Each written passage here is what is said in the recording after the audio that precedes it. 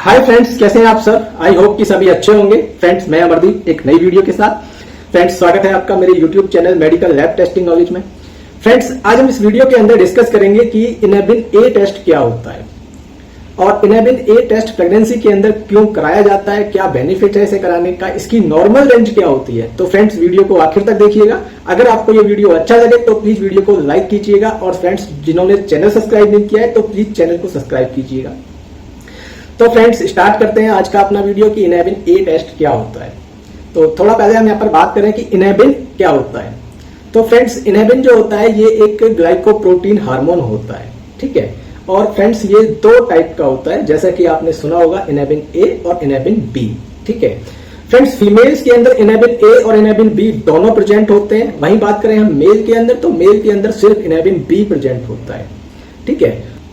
तो friends, mail के अंदर इनेबिन जो सिक्रीट होता है ये सेटोली सेल से होता है और फीमेल्स के अंदर फ्रेंड्स जो ये सिक्रीट होता है ये ग्रेनुलोसा से सिक्रीट होता है, ठीक है। तो ये थोड़ा सा याद रखिएगा कि इनेबिन मेल के अंदर जो सिक्रीट होता है ये सेटोली सेल से और फीमेल्स के अंदर ग्रेनुलोसा से। और बात करें हम इसके वर्क की, तो फीमेल्स के अंदर जो हमारा फॉलिकल स्टिमुलेटिंग हार्मोन होता है एफएसएच जिसे हम बोलते हैं, ये उसको कंट्रोल करता है, ठीक है। जैसे कि हमारा कई बार एफएसएच अगर रिलीज ज्यादा हो जाता है तो ये उसको कंट्रोल करता है हमारा इनेबिन, ठीक है। अब आगे बात करें फ्रेंड्स इनेबिन ए टेस्ट की, तो इनेबिन ए टेस्ट जो है ये क्यों कराया जाता है। फ्रेंड्स, अगर बात करूं मैं यहाँ पर कि जैसे अगर पीरियड टाइम की, यानी कि जो मेंस्ट्रुअल साइकिल के दौरान जो हमारा ये इनेबिन ए है फ्रेंड्स, ये रिलीज होता है उस टाइम पर ओवरी से, ठीक है। और बात करूं मैं यहाँ पर कि प्रेगनेंसी के टाइम पर, तो फ्रेंड्स प्रेगनेंसी के टाइम पर ये प्लेसेंटा से भी सिक्रीट होता है, ठीक है। लेकिन क्या कई बार डॉक्टर इस टेस्ट को विदाउट प्रेगनेंसी भी प्रिस्क्राइब करते हैं। जैसा कि आपने कभी कभी देखा होगा, डॉक्टर्स कैंसर मार्कर में भी इनेबिन ए टेस्ट प्रिस्क्राइब करते हैं, ठीक है। वो क्या देखते हैं, एक तो जर्म सेल्स ट्यूमर के लिए प्रिस्क्राइब करते हैं और एक ओवरियन कैंसर के लिए भी ये टेस्ट प्रिस्क्राइब करते हैं, ठीक है। अब बात करते हैं फ्रेंड्स हम कि ये जो टेस्ट है हमारा इनेबिन ए, प्रेगनेंसी के अंदर क्या फायदा है, क्यों कराया जाता है ये टेस्ट। फ्रेंड्स, जैसे कि बच्चे के अंदर जो बच्चा पेट के अंदर रहता है, जैसे फीटस बोलते हैं उस टाइम पर हम, तो उसका अंदर कोई डाउन सिंड्रोम, ठीक है, कोई उसके अंदर कोई एबनॉर्मलिटी तो नहीं आ रही है, उसको देखने के लिए ये टेस्ट कराया जाता है। वैसे फ्रेंड्स, इस टेस्ट को सिंगल डॉक्टर कई बार कम कराते हैं, क्योंकि जो ज्यादातर डॉक्टर इसको क्वाड्रुपल मार्कर टेस्ट के अंदर कराते हैं, यानी कि जो सीधा एक ही test quadruple marker test prescribe कर देते हैं, उसी के अंदर ये एक मार्कर होता है। क्योंकि क्वाड्रुपल के अंदर हम 4 मार्कर टेस्ट करते हैं, इसके अंदर ना 4 मार्कर टेस्ट लगाए जाते हैं, जिसके अंदर बीटा एचसीजी होता है, अल्फा फीटोप्रोटीन, स्ट्रॉइड और इनेबिन ए, ठीक। तो फ्रेंड्स, अब यहाँ पर हम बात करते हैं कि जो हमारा इनेबिन ए टेस्ट है प्रेगनेंसी के अंदर डॉक्टर क्यों कराते हैं इसको।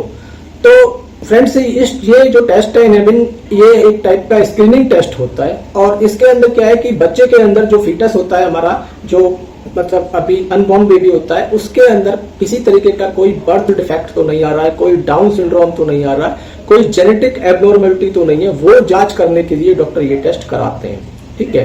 डाउन सिंड्रोम क्या होता है कि बच्चे के अंदर कोई ना कोई एबनॉर्मलिटी कहीं ना कहीं किसी बॉडी पार्ट्स में या कहीं ना कहीं उसके अंदर कोई एबनॉर्मलिटी रहती है, ठीक है। वहीं बात करें हम फ्रेंड्स की, अगर जैसे कोई पेशेंट है, उसकी एज अगर अबव 35 है या उसके घर में कोई इस तरह की फैमिली हिस्ट्री है या कोई उसके घर में कोई बच्चा इस कंडीशन में पहले कभी पैदा हुआ है, तो भी डॉक्टर ये टेस्ट प्रिस्क्राइब जरूर करते हैं, ठीक है। अब फ्रेंड्स, हम बात करें यहाँ पर कि इसकी रेफरेंस रेंज क्या होती है, इसकी नॉर्मल रेंज क्या होती है। तो मैं यहाँ पर बात करूँ नॉर्मल रेंज की, तो नॉर्मल रेंज में जो फॉलिकल फेज के अंदर इसकी नॉर्मल रेंज है वो 1.8 से लेकर 90.3 पिकोग्राम पर ml रहती है, ठीक है।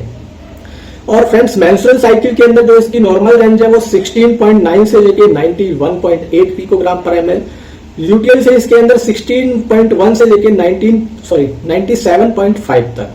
और प्रेगनेंसी में 15 वीक से लेकर 19 वीक्स के बीच में 41.4 से लेकर 690 तक रहती है।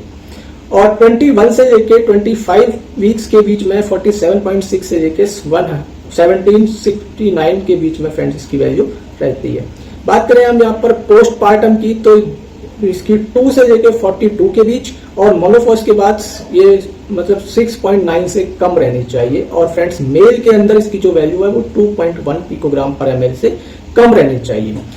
अब बात करें यहाँ पर फ्रेंड्स के रिजल्ट की, कि अगर मान लो किसी का विद इन रिजल्ट मतलब रेंज के अंदर रिजल्ट आ रहा है तो इसका मतलब उसका जो है वो नॉर्मल रिजल्ट है। लेकिन अगर किसी का एबनॉर्मल रिजल्ट आ रहा है, यानी कि उसके रिजल्ट में कोई ना कोई परेशानी आ रही है या रिजल्ट बढ़ते आ रहा है, तो उसके अंदर फ्रेंड्स डाउन सिंड्रोम हो सकता है, प्रीइक्लेम्पिया हो सकता है, या किसी टाइप का कैंसर भी हो सकता है। ठीक है, अगर फ्रेंड्स किसी का नॉर्मल से कम आ रहा है, ये तो था किसी का नॉर्मल से ज्यादा आने पर, बात करें हम किसी का कम आने पर, तो क्या हो सकता है, समय से पहले या फिर शारीरिक ओवरियन फेलियर, ठीक है, या मोनोफॉज, इस तरह की प्रॉब्लम्स आ सकती है। तो फ्रेंड्स इसके हम टेस्ट की थोड़ा सा यहाँ पर बात करते हैं। तो इसमें नॉर्मली एक ब्लड सैंपल लिया जाता है, एक हमारी रैट टॉप या एसएसटी जिसे हम सीरम सेपरेटिंग ट्यूब बोलते हैं, उसके अंदर इसका ब्लड सैंपल लिया जाता है। उसके बाद इसको हम सेंट्रीफ्यूज करते हैं, सेंट्रीफ्यूज करने के बाद इसको हम प्रोसेसिंग के लिए जो हमारी पैथोलॉजी लैब होती है वहां पर हम इसको भेज देते हैं, और इसकी जो रिपोर्ट्स है वो लगभग नेक्स्ट डे या थर्ड डे तक मैक्सिमम इसकी रिपोर्ट मिल जाती है। बात करें हम यहाँ पर इसकी कॉस्टिंग की, कि इसकी जो कॉस्ट है तो वो लगभग 1000 के आसपास रहती है, और अगर बात करें हम पूरे क्वाड्रपल मार्कर टेस्ट की तो वो लगभग 4000 के आसपास का टेस्ट रहता है। ठीक है, तो फ्रेंड्स अगर वीडियो अच्छा लगा हो तो प्लीज वीडियो को लाइक कीजिएगा, और जिन्होंने चैनल सब्सक्राइब नहीं किया है तो प्लीज चैनल को सब्सक्राइब कीजिएगा। Thank you so much.